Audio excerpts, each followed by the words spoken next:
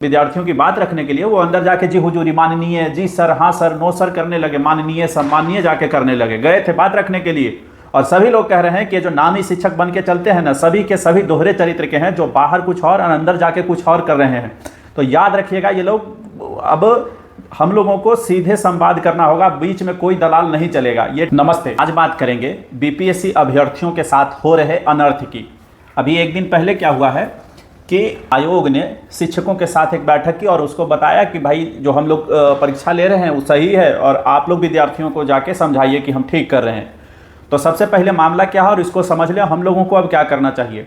सबसे पहली बात यह है कि जो बीपीएससी राज्य की सबसे बड़े सेवा जो है बिहार पब्लिक सर्विस कमीशन, जिससे राज्य सरकार के स्तर के सबसे बड़े अधिकारी भर्ती होते हैं, उसमें एक सेट से ज़्यादा सवाल पूछे सेट बनाया जाएगा। मतलब क्वेश्चन पेपर अलग अलग होंगे और कई क्वेश्चन पेपर अलग बाद में नॉर्मलाइजेशन लगाया जाएगा।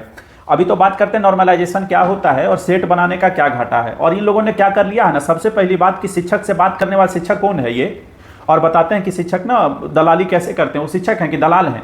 जब वो गए और बाहर आके इंटरव्यू दे रहे हैं, पत्रकारों ने पूछा और बाकी के जब लोग बताने लगे कि जो शिक्षक आपके शिक्षक जो गए 371 माइनस में चल जाना, ये क्या जुर्म नहीं है और ये धांधली नहीं तो कर क्या है, कौन सा नॉर्मलाइजेशन है।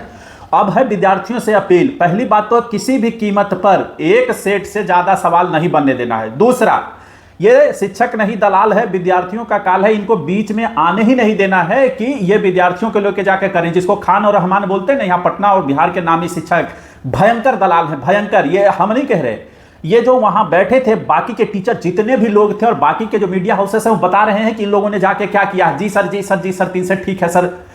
सीधे संवाद विद्यार्थियों से होगा। सबसे पहला बात है कि जब नॉर्मलाइजेशन करते हैं 10 तरह के सवाल पूछेंगे, 10 4-5 सेट क्वेश्चन पेपर बनाएंगे। हम कहते हैं 2 ये सेट बनाइए। कैसे तय करेंगे कि कौन हल्का है कोई भारी है? ये तय कौन करेगा? जो पढ़े लिखे ज्यादा होंगे उनको टफ सवाल भी आसान लगेगा। जो लोग अभ्यर्थियों को किनका क्या माइंडसेट है, किस माइंडसेट से तय होगा और अभी क्या हुआ है, नॉर्मलाइजेशन क्या होता है उसका हम उदाहरण देते हैं। अभी 2-3 आंकड़े हैं वो सुनिए, तब आपको पता चलेगा कि नॉर्मलाइजेशन क्या होता है। अभी एसएससी सीजीएल में परीक्षा हुआ है, टियर 3 की बात कर रहे हैं और जिन विद्यार्थियों का 78 मार्क्स वो नॉर्मलाइजेशन में -371 हो गए।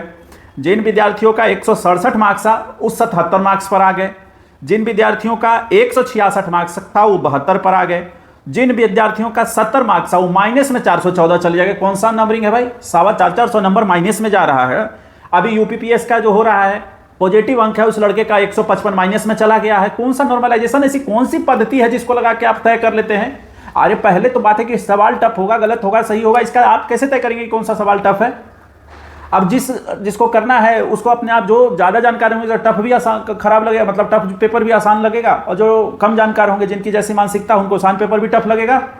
और आप अपना पेपर लीक, आपकी समस्या है, विद्यार्थियों की समस्या नहीं है, इसका भुक्तभोगी विद्यार्थी नहीं होगा। अगर यही मन है कि पहले ही से आपने तय कर दिया कि भाई हम इनको लेंगे, अपने ही लोगों को लेना है, उनका रोल नंबर हम ही जारी करेंगे, हम ही रिजल्ट जारी करेंगे और आप लोग बेकार हैं, हमारे पड़ोसी, हमारे पैसे वाले, हम जिसको खा के जिसको भी लेना है हम उसी को लेंगे, तब तो कोई बात नहीं, परीक्षा ही मत कराइए। क्यों ये सब करते हैं? सबसे एक तो इतना महंगा फीस सबसे भरवाते हैं, क्या जरूरी है इन चीज़ों का, इतना सेंटर का हंगामा करना, इतना बाकी सब करना, इन चीज़ों का जरूरत नहीं है। आयोग अपनी मर्जी से जिसको चाहे भर्ती कर ले। भाई आप ही लोग हैं, शक्ति में ताकत में पद पर हैं, तो बस जो जुल्म करना है करते रहिए, कौन बोलेगा।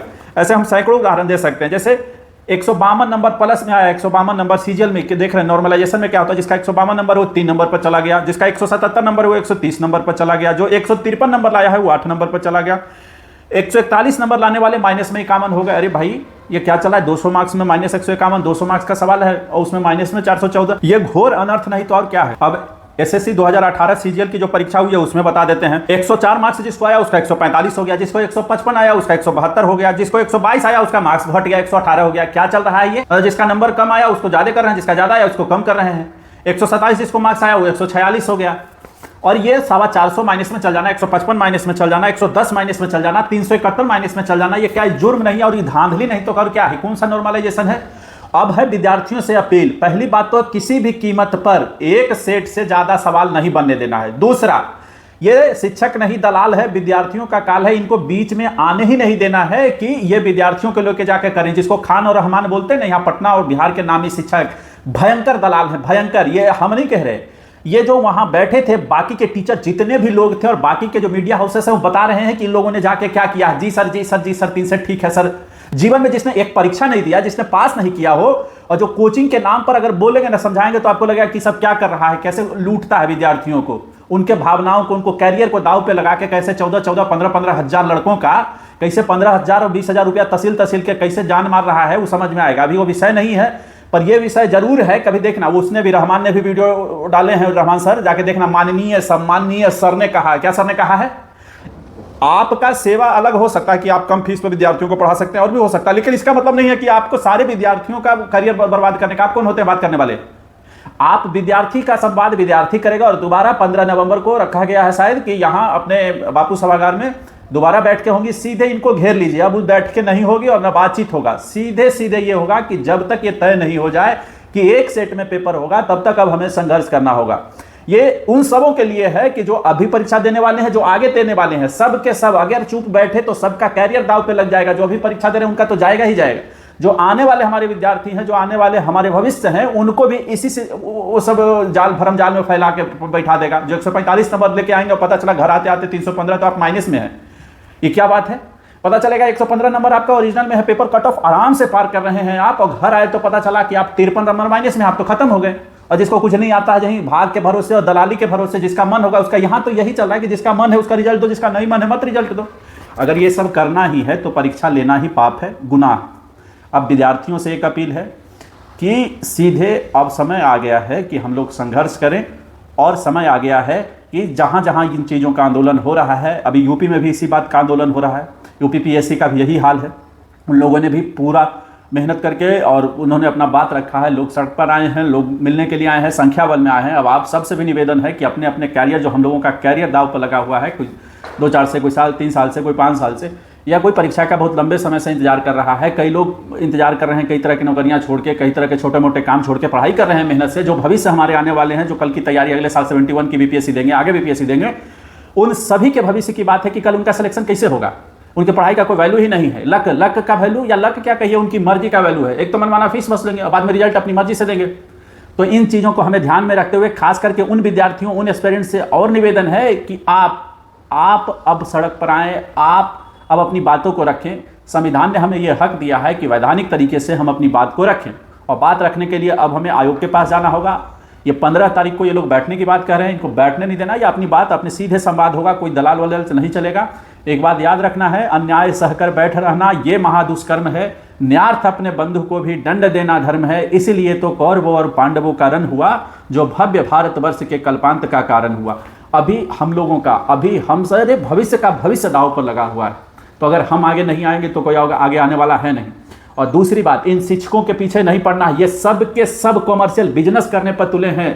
एक एक बार में जितने बड़े टीचर हैं, चाहे खान हो, चाहे रहमान हो, चाहे और भी टीचर हो, सब के सब धांधली पर उतरे हुए हैं। सबको सब पैसा चाहिए, उनको कोई मतलब नहीं आपके दाव से। आपको मोटिवेट करते हैं, असल में आपका उनका बिजनेस है, वो उनका काम है कि आपको मोटिवेट करके, आपको उत्साहित करके आपसे पैसा तस लें। उनका काम नहीं है कि वो जाके किसी की बात रखें। ये सब उनके लिए बना ही नहीं है।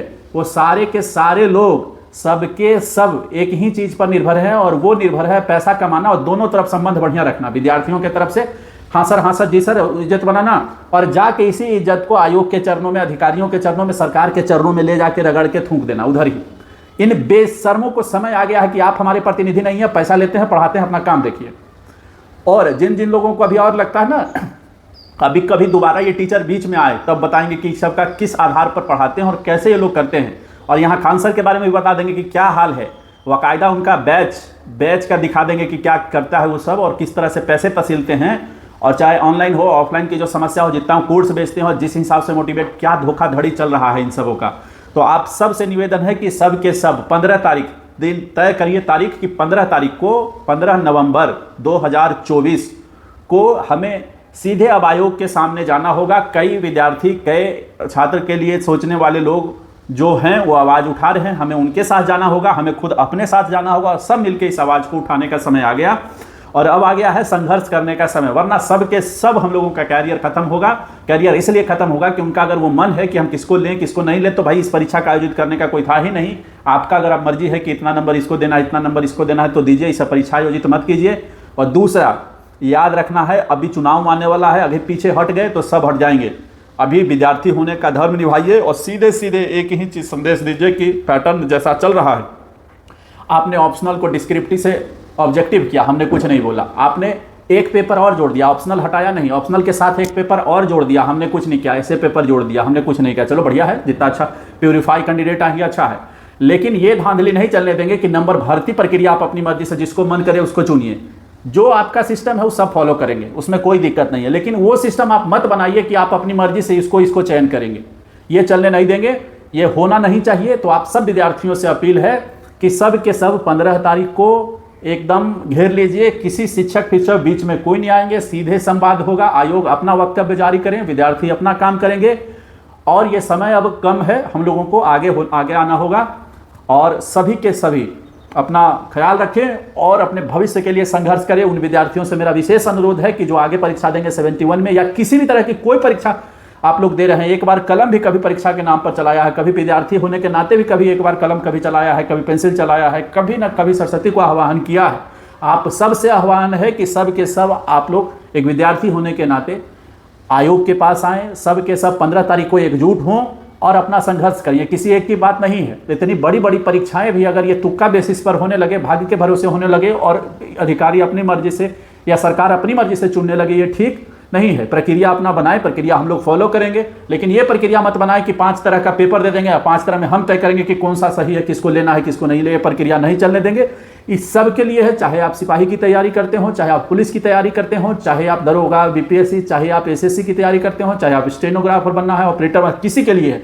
सभी विद्यार्थियों से, सभी अभ्यर्थियों से आग्रह है कि सारे लोग एक साथ आएँ। कल आपके भविष्य का, कभी आपके और सब जब आपकी बारी आती है तो लोग आवाज़ उठाते हैं। तो अब समय आ गया है कि देश के, राज्य के सबसे बड़े ये जो परीक्षा आयोजित हो रही है उसको सही तरीके से करवाने की जिम्मेदारी हम सब की है। सारे लोग संघर्ष के लिए तैयारी करें और तब तक करेंगे जब तक आयोग पिछले पैटर्न पर नहीं आ जाता, परीक्षा का सबसे उचित तरीका अपनाया नहीं लेता, नॉर्मलाइजेशन लागू नहीं होने देंगे। नॉर्मलाइजेशन कहीं से भी कोई ठीक नहीं है, किसी भी पेपर को सही और गलत कहने का अधिकार किसी को नहीं है। जिसकी जैसी मानसिकता होती है वो तय कर देता है कि कौन सा पेपर कैसा होगा। सीधा सा एक छोटा सा उदाहरण देके अभी समझाते हैं कि मान लीजिए कि एक चीज़ ऐसा है कि मान लीजिए एक सवाल आपको आता है, एक सवाल हमें आता है और दोनों टफ सवाल है, लेकिन आपके लिए वो आसान है और ये हमारे लिए आसान है। कई सवाल ऐसे हैं जो हम दोनों को नहीं आता, हम बहुत अच्छे विद्यार्थी हैं, लेकिन बहुत आसान सवाल है और किसी और को आता है, हमें आपको नहीं आता है। जिन्होंने कोई छोटी भी ऐसे भी पढ़ा होगा, कहीं तुक्का भी लगाया होगा, अब उनके लिए वो आसान हो गया। अब दिक्कत यह है कि जिसके लिए जो पेपर आ रहा है वो आसान हो गया, कैसे तय होगा कि कौन आसान है कौन कठिन है? हमसे जो सवाल नहीं बना वो तो हमारे लिए कठिन होगा और दूसरे जिनके लिए वो सवाल बन जा रहा है तो उनके लिए कठिन होगा। अभ्यर्थियों के साथ ऐसा नहीं है, सिर्फ अभ्यर्थियों के साथ नहीं, वो जो अधिकारी होंगे उनकी भी मानसिकता ऐसी होगी। इसलिए सीधे सीधे ये है कि किसी भी कीमत पर नॉर्मलाइजेशन लागू नहीं होने देना है। एसएससी में हुआ, यूपीपीएससी में हुआ, सबका रिजल्ट हमने देख लिया। नॉर्मलाइजेशन झूठम सच्चम पद्धति, वो पहले से तय कर लेते हैं कि किसको लेना है किसको नहीं लेना है। हमने कई उदाहरण भी दिए हैं, कम से कम 15 उदाहरण दिए हैं जिसमें मार्क्स इधर के उधर हो गए और जो सबसे टॉपर लड़का है जिसका एकदम सिलेक्शन हो ही जाना चाहिए था वो भी चले गए हैं माइनस के 371 मार्क्स में। तो ये सब चलना चुलना नहीं है और नहीं चलने देंगे।